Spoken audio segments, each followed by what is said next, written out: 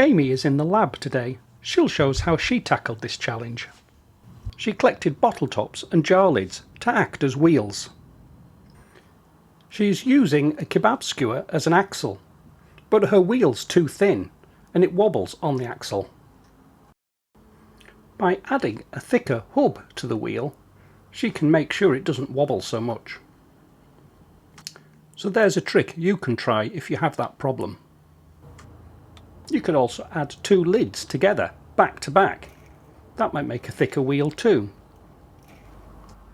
A straw can act as a bearing for an axle to reduce friction.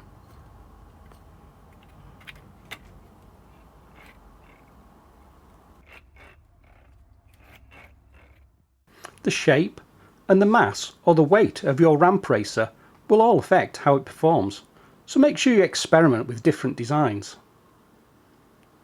And remember to check that your ramp racer is no bigger than 30 centimeters. When your ramp racers are ready, it's time to test them.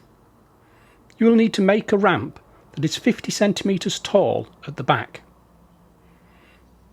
Put your ramp racer at the top of the ramp and let gravity accelerate your racer down the ramp and across the floor. Test your designs to find any problems and fix them.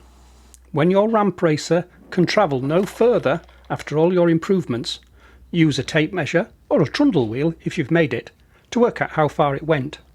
1 metre, 84 centimetres, a score of 184.